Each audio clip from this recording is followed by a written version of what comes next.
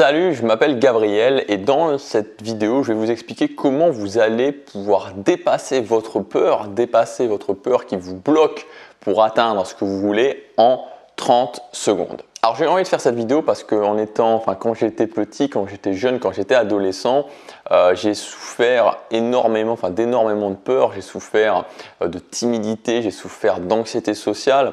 Pendant longtemps, je me suis réfugié dans le jeu vidéo, c'est-à-dire que j'ai commencé, je jouais aux jeux vidéo, puis j'ai commencé à aller de plus en plus dans le jeu vidéo en jouant notamment à des jeux de rôle massivement multijoueurs. J'ai joué pendant les vacances, je jouais jusqu'à plus de 15 heures par jour aux jeux vidéo, donc j'étais vraiment très addict à ça. Et c'était un moyen pour moi justement de me réfugier, d'oublier mes peurs.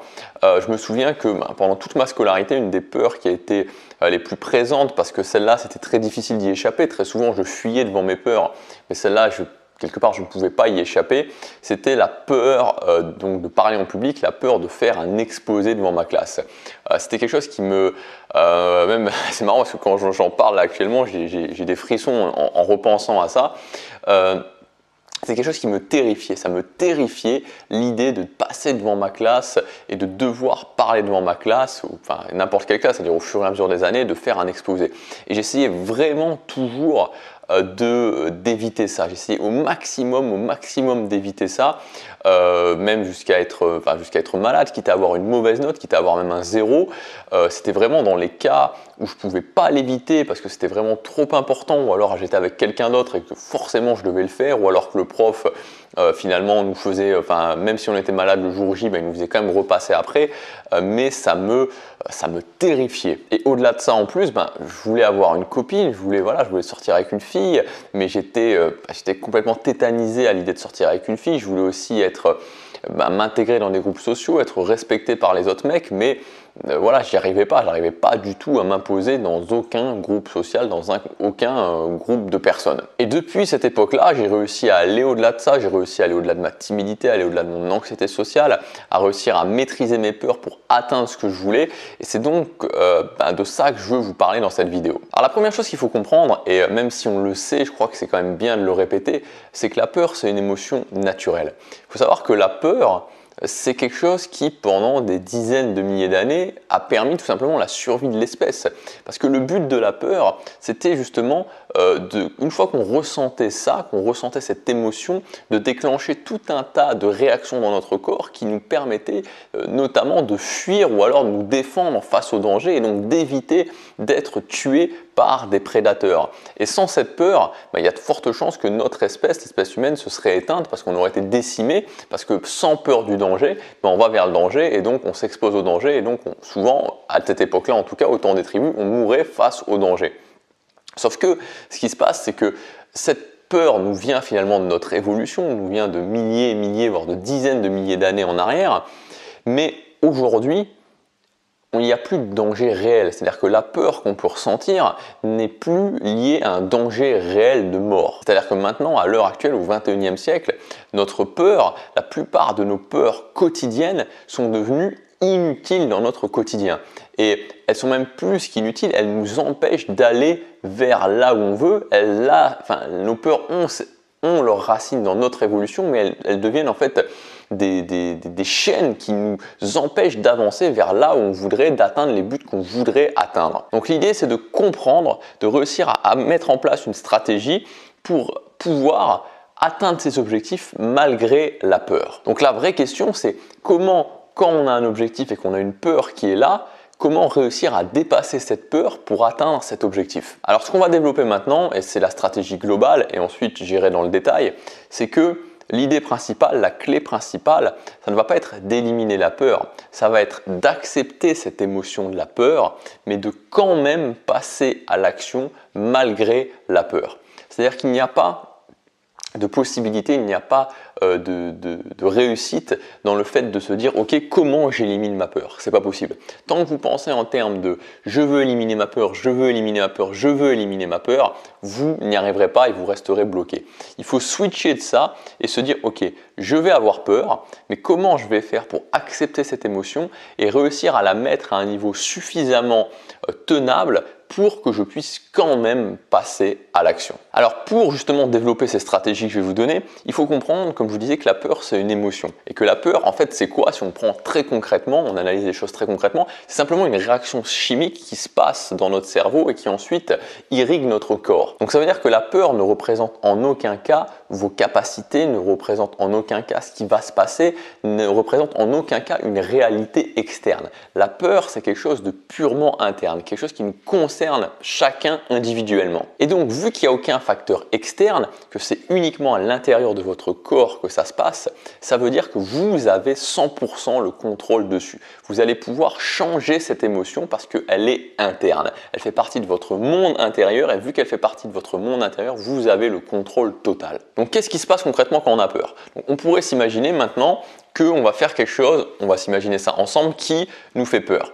Ça peut être par exemple, quelque chose qui fait peur, c'est de vous dire ok, je vais aller parler dans la rue maintenant tout de suite, donc après cette vidéo, juste après cette vidéo, moi et vous, donc chacun de notre côté, on va aller parler à des gens dans la rue qui nous attirent. Donc des filles si vous êtes attiré par des filles, des hommes si vous êtes attiré par des hommes, vous allez aller parler à des gens qui vous attirent et vous allez essayer d'avoir leur numéro de téléphone. Ça, c'est quelque chose qui typiquement fait peur à tout le monde. Et si vous vous mettez vraiment là-dedans, si vous commencez à imaginer vraiment ça, vraiment imaginer cette chose qui vous fait peur ou n'importe quelle autre chose qui vous fait peur, vous allez vous rendre compte que vous allez commencer en termes de corps, que votre corps va commencer à changer. Vous allez commencer à vous dire, ok, il faut que j'aille parler à cette personne-là, parler à des gens qui m'attirent. Vous sentez le stress qui monte dans votre tête. Et c'est valable pour n'importe quelle peur. C'est-à-dire qu'au fur et à mesure que le stress va monter, votre physiologie va changer. Vous allez peut-être ressentir des effets comme votre ventre qui va commencer à se nouer, votre gorge aussi qui va commencer à se nouer, peut-être une pression au niveau de la poitrine et vous allez vous rendre compte que aussi la physiologie entière va changer. Que votre regard va se mettre vers le bas, que vos épaules vont tomber, que votre tête va se baisser. Donc la première chose, c'est au niveau du corps.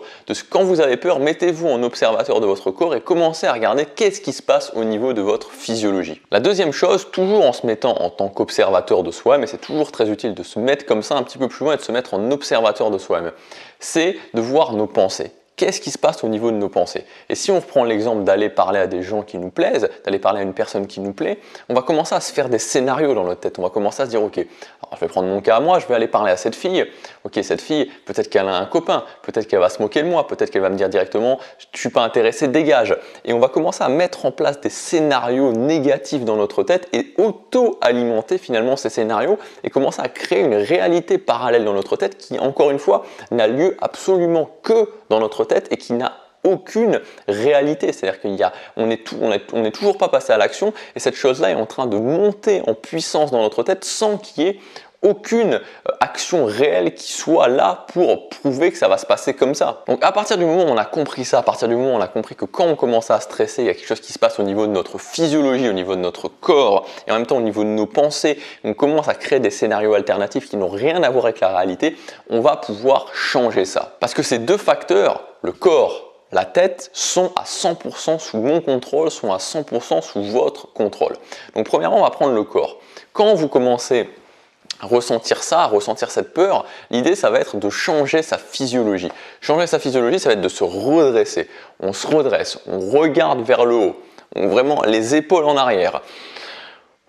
On prend le contrôle de sa respiration, on commence à respirer plus lentement. Et on peut se dire que ça sert à rien, mais en fait c'est complètement faux. Ça sert énormément. À partir du moment où je change ma physiologie, je ne peux pas me retrouver dans un état de peur. Et vous pouvez faire le test la prochaine fois que vous aurez vraiment peur, que vous avez peur de quelque chose. Vous ne pouvez pas être dans un état de peur et être dans un état de panique si vous êtes bien droit, la tête en arrière, les épaules, la tête, le regard haut, la tête bien droite, les épaules en arrière, en train de contrôler votre respiration. Vous allez voir que ça a un impact immédiat sur votre peur. Et la deuxième chose, ça va être de prendre le contrôle de ses pensées. C'est-à-dire que, en fait, on se programme négativement. Quand on a peur, on s'auto-programme négativement en disant mais qu'est-ce qui va se passer? Je vais me faire rejeter, on va se moquer de moi. Et on met en place une série de scénarios négatifs dans notre tête. Sauf que on a changé notre corps, on se tient bien droit, on a changé notre physiologie. On peut faire la même chose pour notre cerveau. C'est-à-dire qu'on peut, au lieu de le faire dans le négatif, on peut le faire dans le positif. Se dire ok, je vais aller voir cette fille, ça va bien se passer.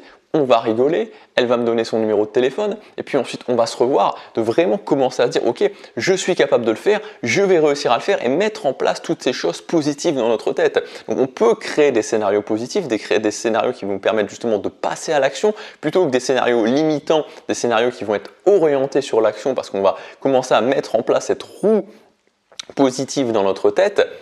Et on peut aussi se répéter des phrases, c'est-à-dire pourquoi je le fais, se répéter des mantras. Ok, moi je sais que tous les matins je me répète un mantra qui est aujourd'hui je crée une journée inspirante. Et quand je dois faire des choses qui me font peur, je me dis ok, aujourd'hui je crée une journée inspirante et ça en fait partie. Si je veux atteindre mes buts, si je veux devenir la personne que je veux devenir, je dois faire ce genre de choses. Ça fait partie du jeu. Je crée une journée inspirante, je crée la vie que j'ai envie de créer. Ma peur ne me limite pas. Je passe à l'action malgré ma peur. Et de faire ça, de mettre en place ces scénarios positifs, de se répéter ces phrases dans votre tête tout en changeant aussi sa physiologie, vous allez voir que ça a un impact extrêmement important. Donc bien sûr, ça va vous demander de le faire consciemment, c'est-à-dire qu'il faut se dire ok, si je sais que si je fais ça, ça va avoir un impact. Donc au départ, vous allez peut-être avoir votre cerveau qui va vous dire non mais ça va pas fonctionner, je sais que ça va pas fonctionner. Mais si ça fonctionne, donc ne réfléchissez pas, faites-le, changez votre physiologie, redressez-vous, regardez vers le haut, les épaules en arrière, respirez et puis changez la façon dont vous voyez les choses. Forcez-vous